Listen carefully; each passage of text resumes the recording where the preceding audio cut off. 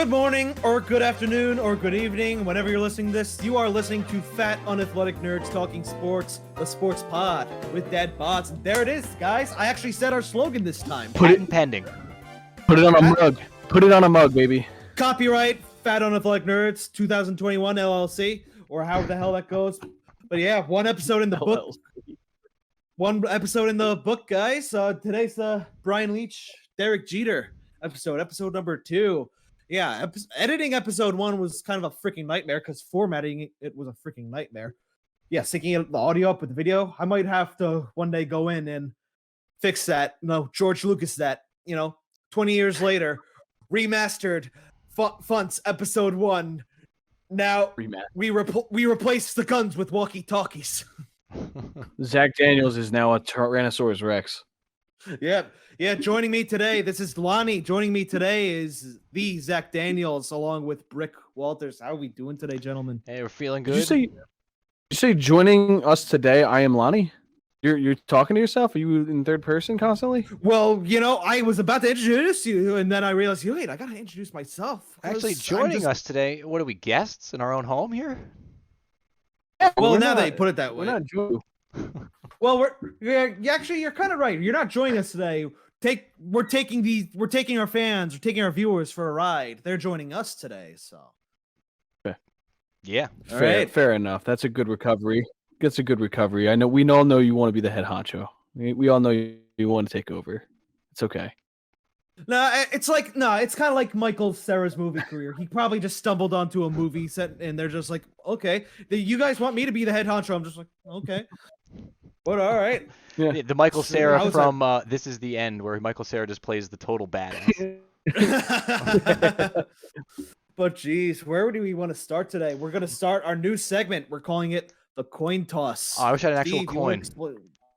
So yeah, the coin toss. We're going to start doing this every week, where it's a quick little roundtable discussion, a little this or that, where we pitch a question, give a couple options, then you hear our thoughts. And hey, if you want to chime in too, feel free to shoot us a line. You drop us a comment on the YouTube channel or however else we may have. We actually got the Gmail. Jack, you want to plug the Gmail? Yes, our Gmail is funtspodcast@gmail.com. That is FUNTS podcast@gmail.com. You could also tweet to us at Twitter @funtspodcast or DM us on Instagram or on Facebook, whichever works for you. Yeah, so if you want to hop in, feel free to give us a shout. We're on all the socials, and we might even read them on air. Maybe we won't. Yeah. We probably won't, but we just might, so give it a shot. Anyway, the coin toss. We're going to get right into it here with a little this or that. So the coin toss first up. We all watched that Met game last week, that crazy ending in the 9th inning, which, first of all, what's the point of replay if you can't even get it right? We'll talk about that later. But who's more at fault for how it ended? Is it Michael Conforto? Or is it the umpire? What do you think, Jack?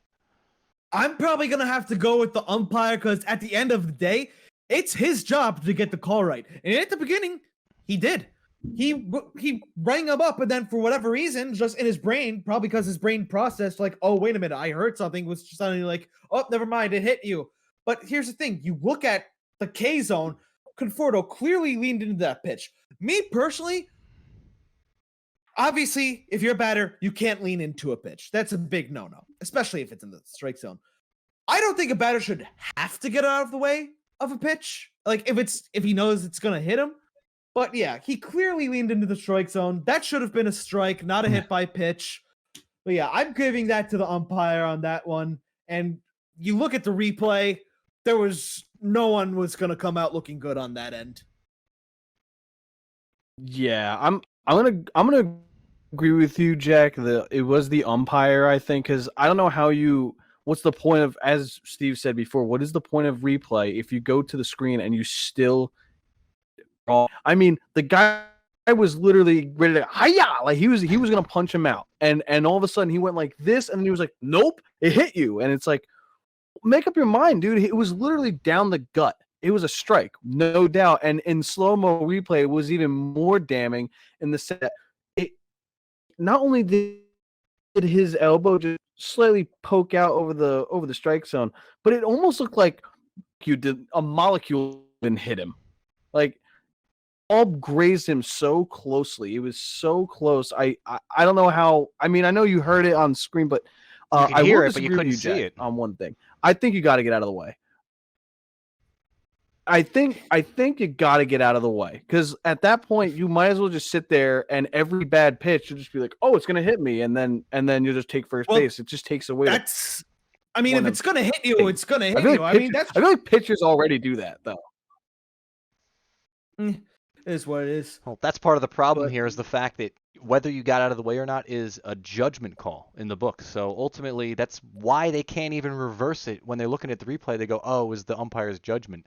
But you know what? To me, the umpire messed up. When you go to ring the guy up, even if it hits him, it's still a strike. If it hits him and the pitch is a strike, it's still a strike. But I'm going to put the blame on Conforto here, and here's why. He put that umpire in that position to have to make the call when he knows that he's cheating. He knows that he needs to get out of the way. He knows he's intentionally getting hit by the pitch just so he could try to get to first base. So, yeah, he bent the rules and he got away with it. But if he didn't even try, then the umpire doesn't even look bad because, he struck out, and that's it. But I don't know. It really comes down to integrity. I If can you're understand stretching the that. rules, I don't know. Definitely can't lead in. But yeah, if you know it's gonna hit you and it's like, you know what, I need to get on base. I'm fine with it just let. Just Maybe letting it it's hit you. because I'm a catcher and it's because I've been in positions where I'm catching and I see a pitcher's curveball. It's not breaking the way it should, but it's still going to come in and the guys just go, like they lean in. They don't necessarily do it that much, but they know that they could get out of the way and they choose to let it hit them. You're supposed to get out of the way. You have to make an attempt. An attempt has to be made. It's in the rule book. And yet a lot of umpires will just see the contact and say, take your base. I don't know. It's gamesmanship, and I don't like it. Yeah, if you're the umpire, you're watching that Conforto replay. did put him in that position. Oh, yeah, Yeah, not and to mention. So they did actually replay it, but they weren't reviewing whether or not it hit him. Or no, they were only reviewing whether or not it hit him, whether or not he should have been called out on the pitch. So the umpires watching that replay 20 times over like, oh my God, are you kidding me? I called that wrong. Oh, jeez. It's like, and he has to it's eat like, it. Yeah, remember that scene in My Cousin Vinny when Vinny goes into the cell and meets Stan, Ralph Macchio's friend, and like Vinny says to him, "You're getting fucked either way." That's definitely what that umpire was thinking. No matter what I do, I'm getting fucked either way. But yeah, I mean, knew that I don't too. know how he. I don't know What do you how think he's was in worse? the middle of punching him out. I don't know how he's in the middle of punching him out, and then he says, he had it just right in got the hit. Yeah, and he knew he made a I mistake. don't get it. Right after the game, he's like, yeah, I made a mistake. And the Marlins are like, thanks, but we still lost the game. And, he's ringing him out. He's making the right call. But because Conforto decided to put himself in that position to try and bend the rules, he made the umpires screw up. So, yeah, Michael Conforto. I saw that live. And I remembered thinking, oh, shit. Here we go again. Another umpire gaffe. It's like This is gonna be a total human error is a shitstorm. thing. Human error is like a thing. So, you expect mistakes to happen here and there, but that one was just so bad and it was just so blatant. And then you go to the replay and you're like, okay, they're gonna take it away from him. Nope, that's the end of the game. And props to the Mets broadcast team, by the way. They were not satisfied with that win at all, even though that was their home Yeah, team. Like that, even- they were not even happy though with the way that ended. yeah. Even though the Mets were celebrating like they won the World Series. So I hate Keith Hernandez because he was a Met, but I love him as a ball player and the way he played the game. Like, I mean, just seeing the pictures of him was great. smoking cigs on the bench is just iconic. But the fact that he was taking Conforto to task in the moment on air, like, come on, this is embarrassing. We don't want to win this way. Yeah, good for them. At least they had some integrity. Now, guys, I do have a question. What do you think was worse? I don't know if you'll remember this, but what do you think was worse?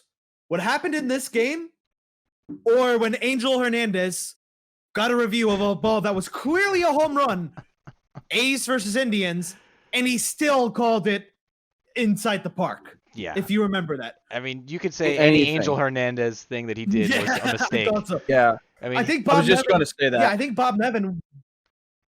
Yeah, I think Bob Nevin was still the umpire of the A's at the time that happened. But yeah, you could see the replay of that at Progressive Field. That ball clearly hits the railing. It's almost as bad of a call Angel as Hernandez is garbage, man. Angel Hernandez is so bad. He is. Oh. You don't watch a game with him umpiring because you just wait for bad calls at that point. You're not even watching the game. You're just waiting. You're just looking at the strike zone, and you just see like a ball go like a foot outside, like off the plate, and he'll be like strike, and it's like, dude, how is he supposed to swing at that? Or the compilation videos of all the pitches right down the middle, and he just goes ball. And then they're like, dude, are you kidding me? And he's like, get out of here! Like, are you kidding me? He's such a bum umpire, honestly.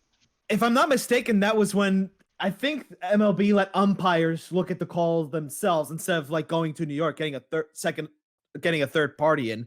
But yeah, Hernandez has way too much pride to say like, yeah, I messed that up. But Jesus, Murphy, if you're an official in any sport and your name is well known, with the exception of Wes McCauley in the NHL, if your name is well known and you're an official, that's a bad thing. Mm-hmm. You know, Wes McCauley and Jim Joyce. Yeah. Oh man. Oh no, Gene Statutor. I like should we him, go to and the I next know his coin name, toss? so I'm going to disagree. He's the exception that proves the rule, because he's jacked. All right. But also, when you said which is worse, I thought you were going to bring up the whole Alec Bohm safe out, and I'm sure this is the last time we're going to talk about that on the show today. Yeah, I mean, I personally believe Bohm was safe, and there was not even a question in my mind. Personally, the replay, I mean, his foot maybe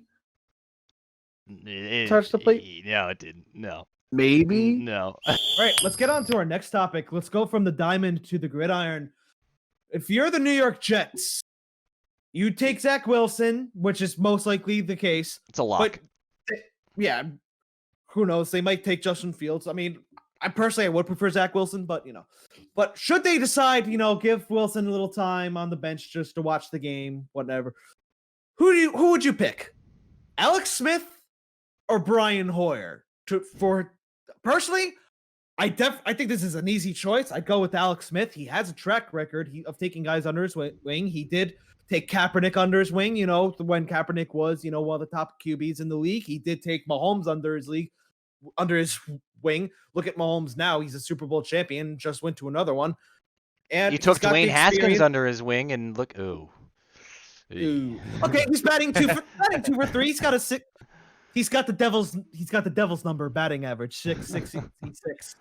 But he's got the track record. He's known as a good leader. People want to root for him. So yeah, I think it's easy. I think this is an easy choice, Alex Smith. All right, I'm gonna play devil's advocate here and go wild card because I think Alex Smith is the better choice if you're looking for the mentor.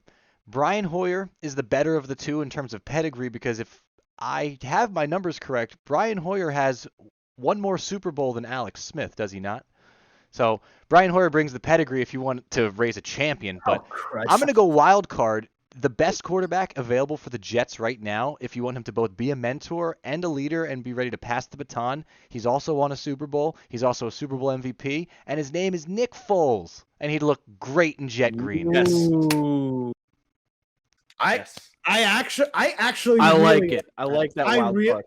I really like that. I mean, yeah, like I said, I personally do expect Zach Wilson to be the starter of the New York Jets. But who knows? They could try something different. Be like, listen, we threw our guy to the Wolves immediately. It didn't pan out well. Let's give him like a few games, let him see what happened. Oh, they're totally going to start Zach Wilson. Let's be real. There's no way they're going to draft him at 2 and not start him. But we're in this nice little what-if land right now, where if the Jets are actually going to do the right thing and let him sit. Yeah, I wanted them to I wanted them to let Darnold sit a couple games. Like, I'm not going to yell like I did last episode. I got out all that. Yeah, well, they could have had Teddy Bridgewater starting, and they would have had a fantastic season. But no. Yeah, don't get me wrong. Don't get me wrong. Every time. Yeah, don't get me wrong. I was expecting them to trade Teddy Bridgewater. I wanted them to trade Teddy Bridgewater, but not at the time they did. I wanted him to start a few games in the regular season, and build up his trade value. Have him kind of take Darnold under his wing, and then you trade him. That way, Darnold's kind of like, all right, gets a good view of the sideline. You got Christian Hackenberg, you've got Sam Darnold, and you've got Teddy Bridgewater. You start Teddy Bridgewater. And the only reason I'm saying that is I went to the Jets camp, one of their preseason practices, and Teddy was you the said better Teddy quarterback of the Bridgewater. three. By far. He was the best quarterback of the three, and yet they traded Teddy Bridgewater. Hackenberg was a bust, and Darnold's gone. So, yikes. Yeah. I don't know who brought this up, even on our rundown. Like as I was reading it, I was like, "Who the hell? Why are we even talking about this? Wilson's going to start the moment they draft him, and even if it's Fields, Fields is going to start if they draft him. Whoever they draft at 2 is going to start for the Jets. But I get the idea of maybe a mentor thing going on. And Alex Smith, 2 for 3. I mean, Dwayne Haskins just taking trips to the strip club. That wasn't, and Brian Hoyer, I feel like they would just bring him because I don't know if he has any more intel on the Patriots at this point. I'm that's a not good buying that point. whole Super Bowl champion thing, but that's some good mental gymnastics by Steve. What there, are you but talking about? He held the clipboard so well that season. That team would have fell so apart well. without him. He had a strong wrist. His forearms are jacked because of holding clipboards, man. That's his whole career right there. But Alex Smith, I mean, like, if I hope they would start him just because who is going to root against Alex Smith at this point? No, The dude apparently almost died because of this broken leg. Like after all that surgery, all those problems he had, the circumstances, him going to the Jets, you'd be insane to think that the Jets would win maybe 10 games with Alex Smith, but I would hope that would happen at that point. I don't care about any other story in the NFL. If Alex Smith led the Jets to an 8 or above season, there's no better story than that. No reason the Jets should win more than eight games next year, but if they do with Alex Smith, that'd be insane. But Zach Wilson, I think he has pretty good. Everyone was kind of like yanking it over. If I'm allowed to do that at all, but if you guys aren't sure what I was doing, I was simulating. I'm not going to explain that anymore. But yeah, like Wilson really, I think Wilson has a lot of skills, and I think he's going to start right away. And I think if they just keep drafting well, I think the last couple of drafts were really, really good for them. I think Joe Douglas has done a good job. He didn't do a great job with the Eagles drafting, but I think he had a lot of input on like free agency and stuff. And I think he just got sick of the way the Eagles are run, and he left just like Jim Schwartz, Doug Peterson, Carson Wentz. Wilson's going to start, but I think Alex Smith would be the better mentor. Absolutely.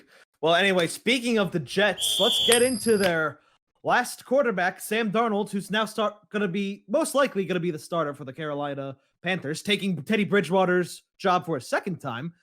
So who's going to have the better season, boys? Who do you think? Carson Wentz now with the Indianapolis Colts, or Sam Darnold now with the Carolina Panthers?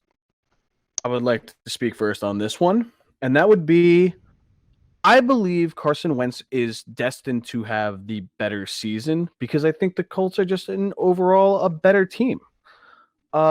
He needs to play 75% of the snaps, man. We need that first round pick next year. That would give us 3, but that's just me being an Eagles fan. I think though, I'm going to pick Darnold to have the better season just because the Panthers are not as good as the Colts. Darnold, his entire career was with the Jets, which was a dumpster fire organization when he was Adam Gase is his coach. You see what happened to Ryan Tannehill when Ryan Tannehill got away from Adam Gase. I feel like Darnold's getting ready to surprise some people in Carolina, and I think Matt Rule is a good young.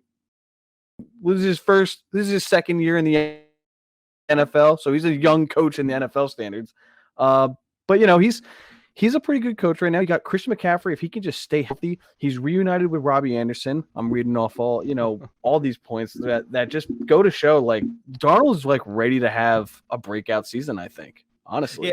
Yeah, I believe I'm gonna have to agree with you, especially like the chemistry, like with Robbie Anderson. And the 2 biggest factors, he's got 3 big factors. New coach, that's not Adam Gase.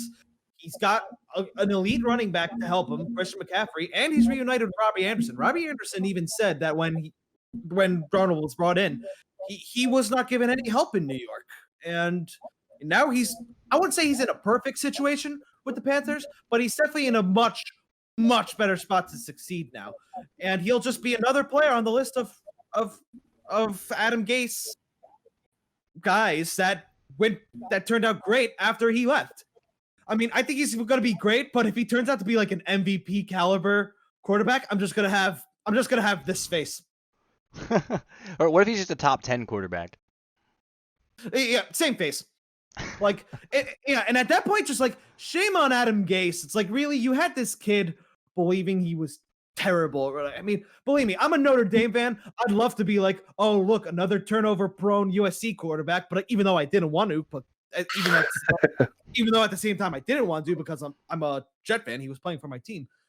But yeah, you can't put the failures of the Jets on Sam Darnold. Don't get me wrong, he made a lot of bad decisions. Like I remember watching game one. I remember watching his first career pass at Mackeystown Tavern in Little Falls with my dad, and he made that pass. I was just like, oh god, and I was just like, don't draft the USC quarterback. I said they're too turnover prone. I said, but then after that he showed like how good he can be, and the team just didn't help him from that point on. But yeah, I still think Carson Wentz will have a good season too. I think after his main thing is just staying healthy. After Andrew Luck retired, I think that Indianapolis Colts realized, listen, we have to put more stock in our offensive line. Otherwise, we're just gonna keep losing our quarterbacks because they just keep getting hurt, and their careers are gonna get cut short. I mean, yeah, now they're in a much more delicate situation with Wentz, but I think Wentz will have a good season as long as he stays healthy. But yeah, I'm still gonna have to go with Darnold as having the better season of the two. Well, then we're gonna have a clean sweep here because I also feel that Darnold's gonna have the better season for pretty much the reasons you said. The Jets, he had a bare bones team, and I think back to when the Eagles played the Jets and Luke Falk had to start because of the whole mono situation with Darnold. Oh yeah, Luke Falk got destroyed. Absolutely embarrassed. And at first I'm thinking, is this guy really that bad? But then I realized the team around him was just pure dog shit. So you could have put Tom Brady on that team and they would have been bad. You could have put Patrick Mahomes on that team and they would have been bad. Literally, any quarterback would have looked terrible. So it's not Darnold's fault at all. The only reason I don't not even Shane Falco or Paul Crewe could help that team.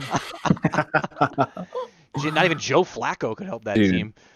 But Carson Wentz is soft. And I don't say that because I'm a bitter Eagles fan. I say that because I'm a bitter Eagles fan. And here's why. He showed his true colors during the Green Bay game when he said after the trade, yeah, that was the game for me where I just wasn't the same with management because they benched me. Bro, you were terrible. How can you not handle a simple benching to wake you up? Yeah. So he's soft. I'm more upset because I feel like an idiot for defending him all these years because really he's not the guy we thought he was. So, yeah, Darnold's going to have a much better season. He's got a better team around him. No, he's not who we thought they were, and we let him on the hook, and we're idiots. We're the opposite of Michael Singletary. Yeah, I liked Carson. I know you were on the trade him, keep Nick Foles fan when I still am to this very day. I don't blame anyone. I don't blame anyone for that, man. It was such a hard decision, and they went with the youth. But man, I think he had a lot of struggles this year. There was a lot of outside factors and injuries. Like we've been the team around him. He's actually like Darnold. Yeah, the team around him didn't help. The injuries and also the fact that he had no offensive line. I mean, he was taking a lot of sacks because the line was shitty, but he was also taking a lot of sacks because he was feeling phantom pressure and rolling out. We didn't have to roll out or literally climbing the pocket. He was shell shocked, man. Yeah, he was seeing ghosts. The whole Darnold I'm seeing ghosts thing. He just looked. Yeah. That was bad. It was just the fact of when he left and he said like the reason is because he didn't like being benched. It's like, dude, you kind of sucked for like 12 straight weeks. I don't know what to tell you at that point. We kind of all were like, we almost like old yellered him. Like we were like, dude, just sit down. Just please put him down now. Like he's gonna get killed by one of these players. Why don't we just put him down out of his misery? And just throw the young kid in, and Jalen Hurts comes in. This young dumb stallion. He's just trying to run for his life, and like I think Carson with his knee injury and his back injury, I think that slowed him down a little bit. He was never the same, honestly. He used to be like that. Yeah, after watching the two of them play between Wentz and Hurts, you'd see Hurts just take off. And then you see Carson Wentz try to do the same, and he looks like he's Yeah. running with a big dump in his pants. Like, what happened? He used to be really, Yeah. really athletic. Dude, that's what he He's used to running be with the able to worst case do, of and then it's hemorrhoids like, I have ever seen. but yeah, I think Darnold's going to end up having the better quote unquote season, at least like the sexier looking one, because I think Wentz is just going to do well with the Colts because the Colts are just savages. I mean, their offense is good, but that defense last year was really what was outstanding. They were unbelievable. Yeah, they almost carried I Phillip just Rivers think Carson to the Wentz playoffs. has to. Yeah, I just think Carson Wentz has to stay up 75% of the season, and Bingo. the Eagles' third first-round pick in 2022, baby. Let's go. Yeah, so guys, I'd say simple yes or no question. Do you guys still do you think Carson Wentz's name will be revered in Eagles history? Like, simple yes or no? No. I mean, he did set some franchise records. He was the fastest he had the most touchdown passes in the first 100 games, or whatever that stat I think was. I think it's in the middle. But I mean, the reason I say no is he had to come in to work every Sunday and play at a building where his backup quarterback had a statue out in front. Like, you can't ever overcome that shadow of Nick Foles. So, no, Yeah, I think he's going to be a blip in the Eagles change history. of scenery is going to help him. Yeah, I think the change of scenery is going to really help him because, honestly, I don't know. After that happened, I feel like you're honestly thinking about it more. Maybe trading him would have made more. Like, how do you? I remember the only argument was like, how do you just get rid of your Super Bowl MVP quarterback, or how do you just put him back on the bench? But also, like, Carson was the reason they got the number 1 seed, and Nick Foles. Honestly, Nick Foles did not play all that well up until the Vikings game. And then after the Vikings game, the whole team was playing well. And I remember after that game, I was like, there's no one beating them next week or 2 weeks from now. I mean, that night I remember I was like, there's literally zero chance any team in the league could beat them. That Vikings team was just, they walked into a buzzsaw that night. But the Patriots, they put up a fight, but people were like, oh, the Patriots are going to win. They do this all the time. They already Eagles in 2004. It's like, no, this one's going to be a little bit different. I sense it. Put up a fight. And They we put got up one of the best Super Bowls ever, man. Yeah, they put up the most yards from the losing effort. Like, the fact the Eagles defense didn't even show up in the second half. Nick Foles put the team on his back. Yeah. 550 yards for Brady. Dude, it was the most yards game in history. I'm pretty sure that's still like standing today. Like, it was the most yards ever in a football game. Yeah, most combined yards. Definitely in a Super Bowl. Insane. One of my friends I went to high Foles school caught a with, touchdown. One of my friends I went to high school with, he named his son Carson. I mean, I can neither confirm nor deny if it was after Carson Wentz, but can neither confirm nor deny if it was after Carson Wentz. But Definitely was, bro. Yikes. I might Eagles have to fans, message- it definitely was. Oh yeah, okay. I might have to message him and be like, Was this child born between 2017 and 2019? it was pretty recent, actually. It's like the opposite of that meme where it's like, why is my sister named Rose? Because your mother loved roses. It's like, why am I named Carson? Because I hate you. I mean, I might name my first kid Bryce. Bryce is a cool name. And he's going to be around for another 10 years. Because your sister. Yeah, right? He's going to be around forever. Because Oh, my God. completely unrelated. Because your mom loves roses. Thanks, Dad. No problem. Impractical Jokers reruns. All right, but yeah, let's go across the street from Lincoln Financial Field to Wells Fargo Arena. Wells Steve, Fargo Center. Wells It's Fargo, the same center. difference. The center. All right. Well, let's Well, talk we got- about your Flyers. All right. Let's talk about your Flyers and my Rangers. Can we not? What's I'd the prefer beef? we don't. So, yeah. Oh, All right, fine. I'm wearing my Flyers jersey today because this might be the last week I can actually wear this jersey while they still have a shot at being in contention because there's, like 15 or so games left in the season. Flyers are still a few points back from the final wild card spot, but they had a total stinker over the weekend against the Sabres where they were up 5-3. No, they were up 3-2 late in the third and they ended up losing 5-3. Like, awful. And this is a day after they just beat the Bruins. So Flyers are trending in the wrong direction. And if you want to compare them with the Rangers, like, it's ironic because the Rangers and Flyers are both right here.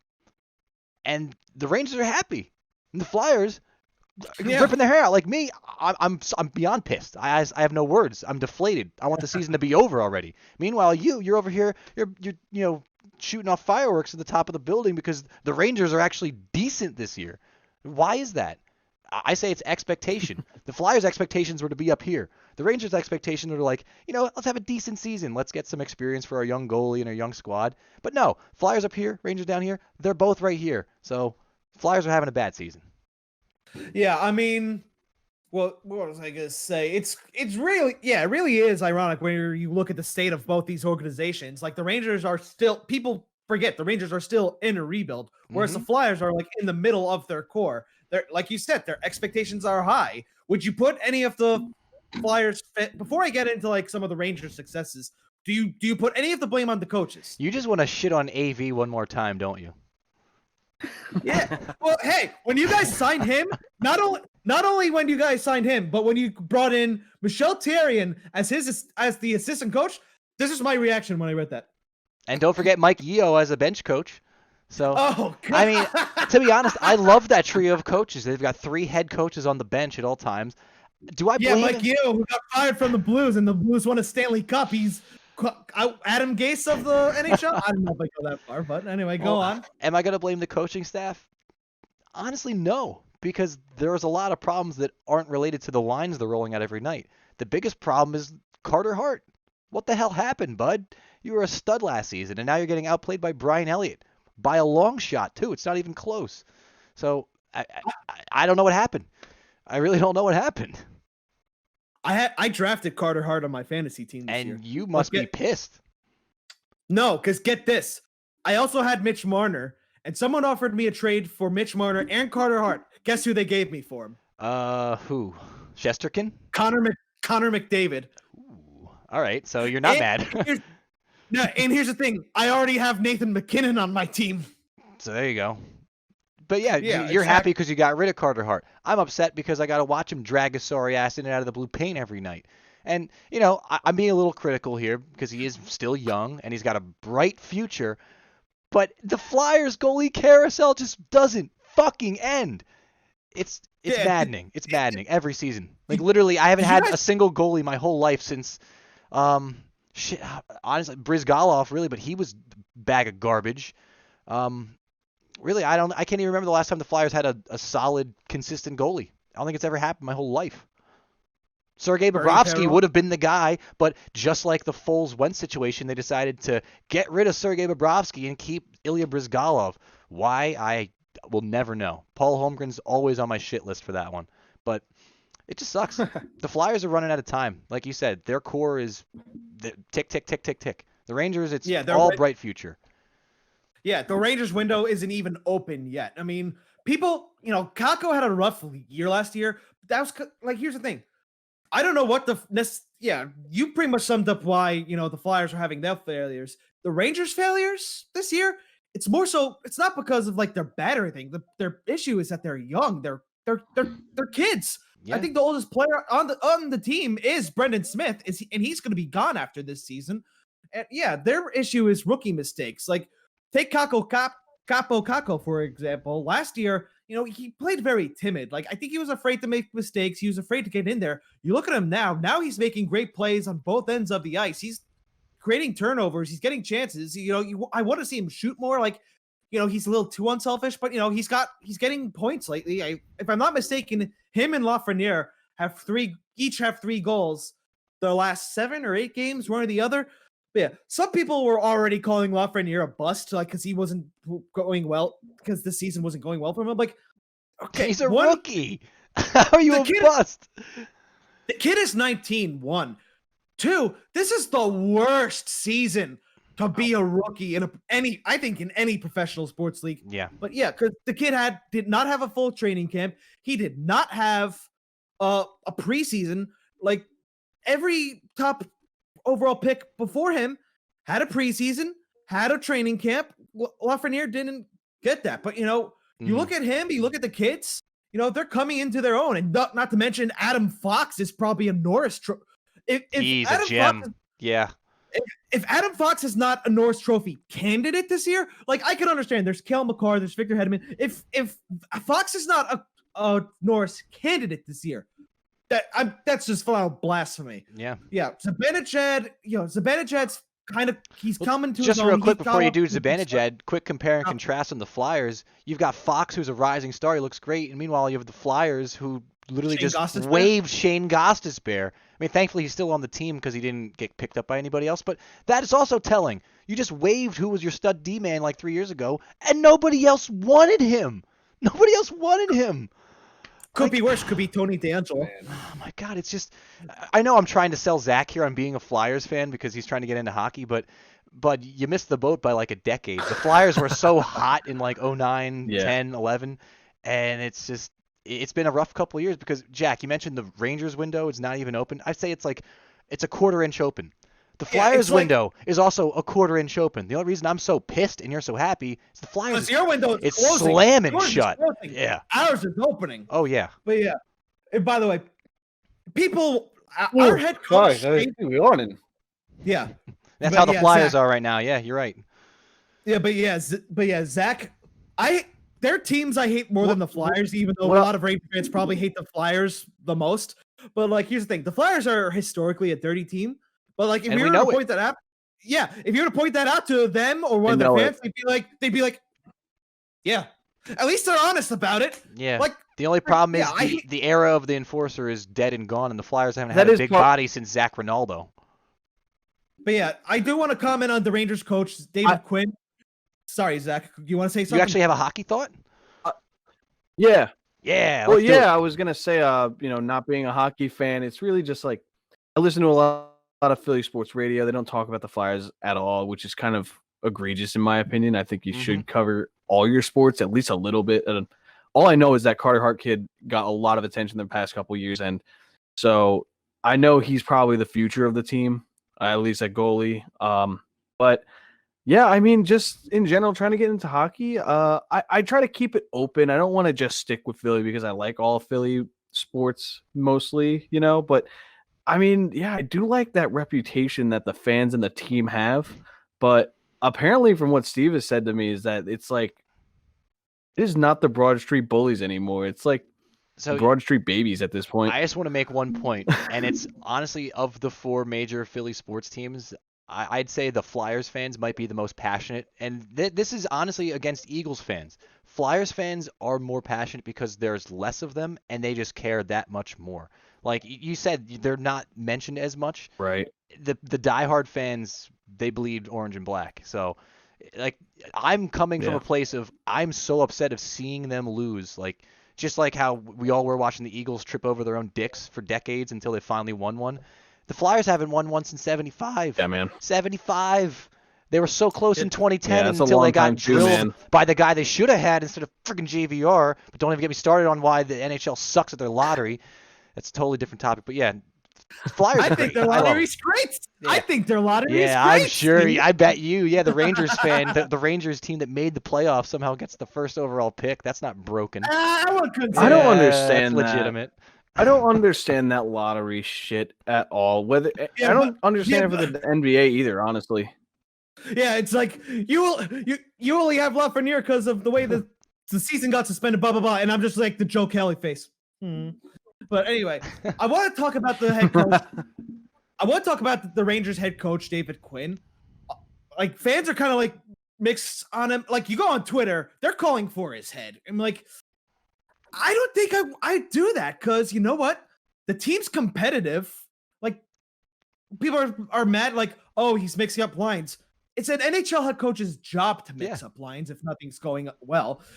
Okay, I could get, sometimes kids need more playing time, but at the same time, when you're a kid, you got to understand the importance of earning your playing time at the same time. And if you look at the Rangers in goals for and goals against, last I checked, this was yesterday, before yesterday's game, they were 10th in goals for, and I think just outside the top 10 in fewest goals allowed. I mean, who knows?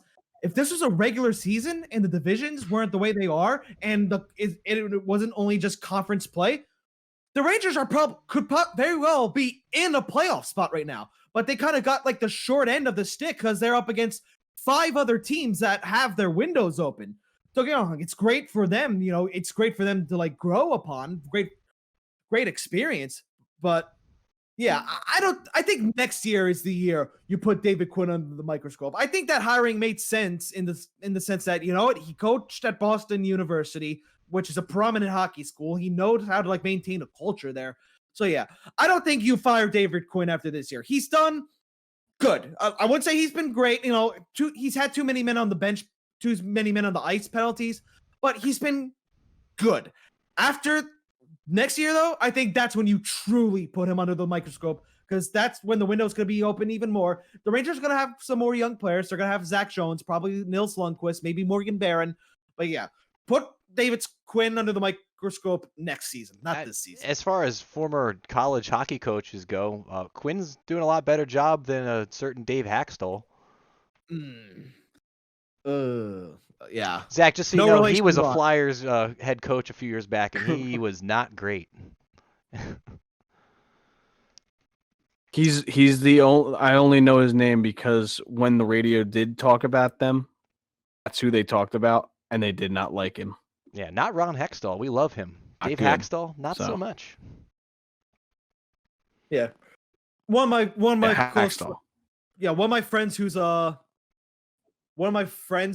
college hockey coach currently. He said David Quinn is average right now. But yeah, I mean, I'm honestly just a fair weather fan. I haven't been watching the Rangers that carefully. I'm not a fan at all, to be honest. I'm a Flyers fan, but you fucking hate us. Has Quinn done anything to warrant this? Like, the Rangers are having a good season.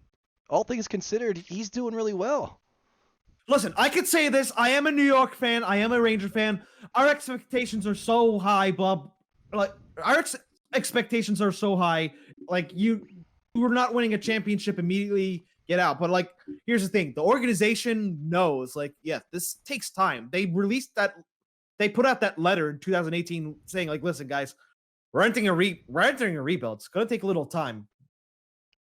But yeah, I think Quinn's done a good job. I don't think now's the time to fire him. If they like really regress next season, I think that's when you do can him. But he hasn't done anything to warrant a fire. No way. I say fire him. Let's light the franchise on fire and watch him crumble to the basement. Go for it. Yeah, some people are calling for Gerard Gallant to replace him. Like, really? The guy hasn't. I get it. He coached the Golden Knights in their first season to a Stanley Cup appearance, but you look at his coaching record, he hasn't made it past his third season with any of the teams he's coached.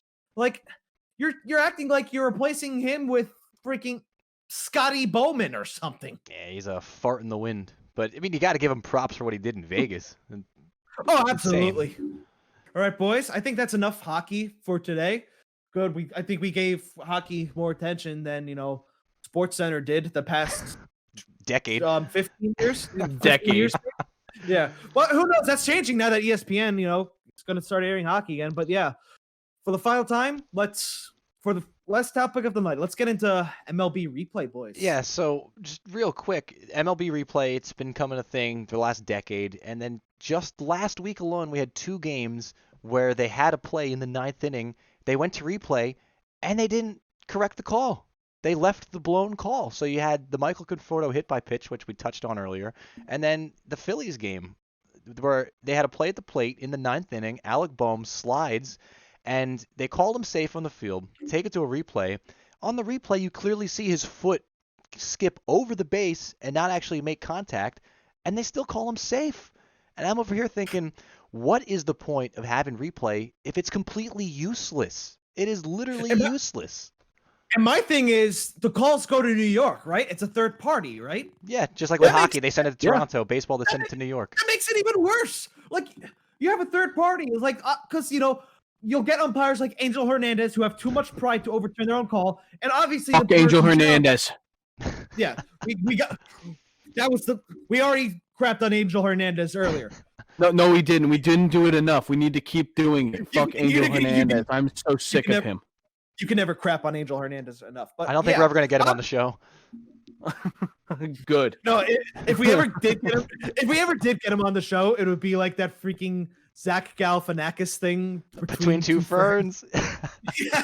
Yes. Oh my God, the questions that we'd ask. How does it feel to be the consensus how does it feel to have everyone have the consensus that you are literally the worst person at your job?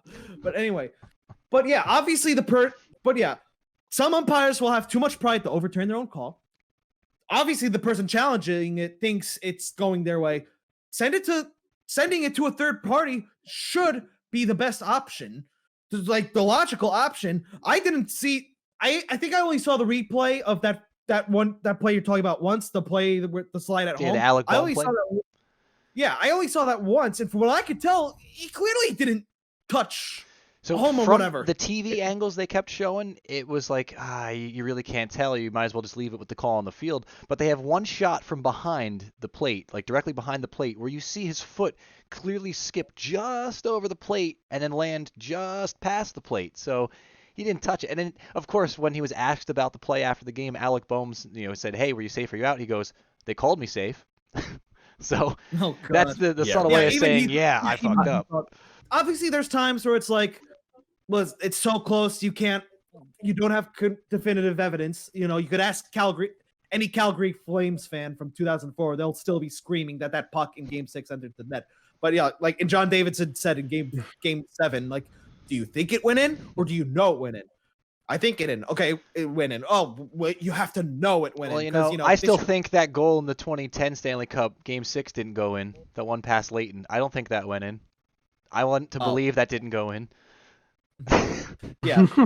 By the way, I'm getting off topic, but yeah, like I'll show a little transparency for the broadcast. Like when the XFL they showed their guy looking at the replay. Yeah. That was the AAF. No, that was the AAF. The XFL had a really good thing set up. Oh, the AAF did that? No, the XFL. I thought the XFL did that with the Xbox controller. The guy had an Xbox controller. Oh, really? XFL did do that. Yeah, they did. Yeah. But I remember the AAF, they literally had the camera in the booth as the guy's reviewing it, and you can hear him that's what they were saying yeah. it. They need that kind of transparency. So that you don't have Joe Buck and Joe Schmuck saying, we think it's going to be that. Yeah, XFL, like they showed the guy in the booth, and the guy's like, listen, I feel uncomfortable keeping this standing, but like I can't like fully confirm that this pass went backwards. So first off, Alec Boehm, I don't know what you guys are talking about. I clearly saw a molecule, a tiny sliver of his cleat magically touch the plate. No, it was a BS call. It was an awful call. I mean, I didn't think he was out when I saw it live. I didn't think he was safe when I saw it live, and then I saw the replay and I was like, we got away with one, boys. Let's go. That's okay with me. But it was pretty egregious. And days after incident, I was like, this is just not looking good. This is just gonna keep getting worse, and everyone's gonna keep making a shitstorm. And I don't know. I mean, like, why replay? I just think if you're gonna have replay, you either have to be able to review everything, or you take replay away. That's just the way I think of it. Because how can you say something is not like, okay, so the Conforto thing, apparently that was not reviewable. That's what they were all saying. Judgment call. You're right. Or they were looking for, I think, draw the line at balls and strikes. Fair. Draw the line at balls and strikes. You shouldn't be able to. That's a judgment call for real.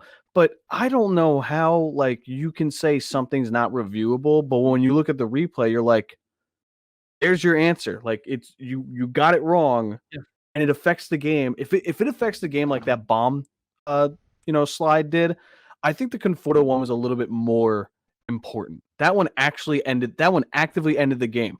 The Braves had a whole half an inning and 3 outs to try and hit Hector Neris, and they didn't do it.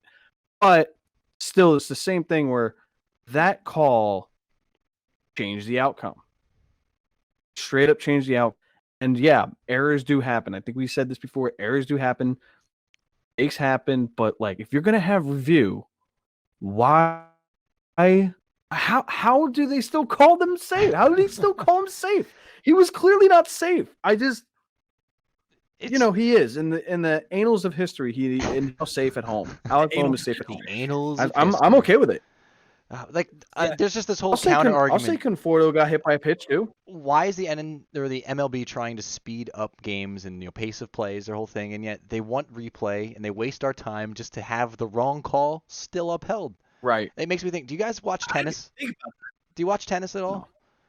All right, so Not really, tennis no. replays are what should be used across the board in every major sport. They have, I forget the name of the system off the top of my head, but they can literally pinpoint where the ball landed on the court. Why can't you do that in every other sport? Oh, I have seen that. It's insane. Yeah, that I've seen. That- Yeah, that is. I don't know, man. I don't know how you go to replay and then still come up with the same answer when it's pretty. I thought that was pretty obvious. I know that they stick with it if it's not inconclusive. I thought that was inconclusive. Yeah, we were talking about this before with the Angel Hernandez call in Cleveland that really screwed the A's over when that was clearly a home run. But anyway, Zach, didn't mean to interrupt. That's because fuck Angel Hernandez though. I don't know why I have to keep saying this. Yeah. I mean, he just sucks as an umpire. You kind of expect that. I don't remember the guy's name that did the Bohm or the Conforto mistakes, but it's just those are human errors. It's just it's infuriating to me that it's not the mistake. It's the fact that you looked at it and said, yeah, that's good. No, there's no way that should be acceptable, especially that Conforto one where literally the game ended that way. They can Yeah, do a the special Phillies rule. one was egregious. Yeah, we talked about it. Yeah, we talked about it earlier. Even the Mets Mets announcers were not happy. Keith Hernandez pretty much did the exact opposite of Jack Edwards of the Bruins. Yeah, so you think they can't change the Conforto play because it's a judgment call and you can't change that. All right. How about this? Think about in basketball. In the last 2 minutes, everything is reviewable. Every goddamn thing under the sun is reviewable. How many times you blinked is reviewable. Why can't you do that in the ninth inning? MLB. Carte blanche. Yeah. Or even just the last out. Everything. Yeah. Review everything. Review the sun position. I'm surprised the MLB didn't make this a rule.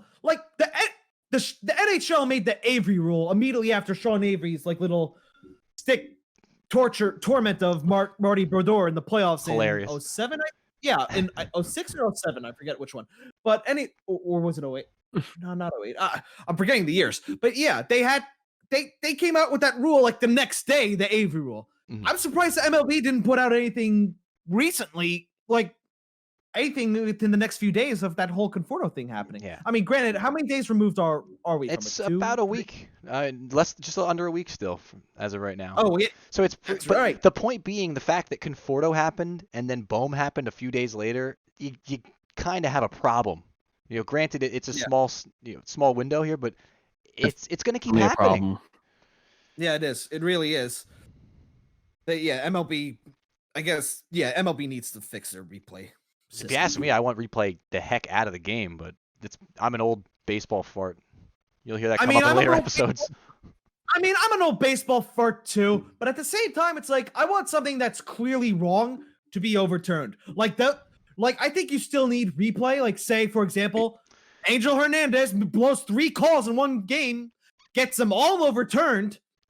Yeah, I'm drawing a blank here. Who was that Tigers pitcher that had the perfect game blown on a bad call? Galarraga. Yeah, Armando Galarraga. But you know what? Oh, I will give Jim Joyce this. painful. He felt awful at that. painful. Yeah, Jim Joyce felt awful after that happened, and I will give him credit. He truly owned up to his mistake. Who knows what would have happened? You know what if could that have was fixed that though? If you had a special rule that said either the final out or the 9th inning, everything's reviewable. That's right. Just saying. Yeah, that's right. Yep. We just Only way to make it right. Rob Manfred, give us a job. We just solved your replay issue. I think right, we ended on a boys. high note. That's perfect. Yeah. Yeah, all right, boys. Anything else you want to talk about, or I think we should start wrapping up? Yeah, I think I'm still I do this. I don't know where we do this, but I think we should do a draft watch. We should do a what's it called? A watch party. Watch party. That's the word. a party where we for the watch. NFL draft because I've been paying attention to it so hard. I've been paying attention so hard, and I believe I don't like reaction channels or anything like that, but I believe my reaction to the draft is either going to be like, good job, or it's just going to be blackout rage angry. You never know with Howie Roseman picking for the Eagles, and I want to see Jack be like, Yay. Oh, we're Got another absolutely going to quarterback. get a Jack reaction video, and it's going to be up on like the YouTube and the Insta. It's on, guys. The first round of the draft is on my birthday. Remember that. So you're going to get a big old box of disappointment. It's got to happen. Well, don't the Jets have... How many firsts do they have? 2? Yes, the worst birthday gift any of my sports teams have given me was the Rangers in 2017 when John Gabriel Pajot scored 3 or 4 goals against us in Game 2. Oh, God. Yuck. That wraps it for tonight's episode. If you've liked watching or listening, be sure to leave a like and subscribe to us on whatever platform you may be listening to us. You could also follow us on Twitter and Instagram at FUNTS Podcast. This is Lonny alongside Brick and Zach Danielz. Have a wonderful night, everyone.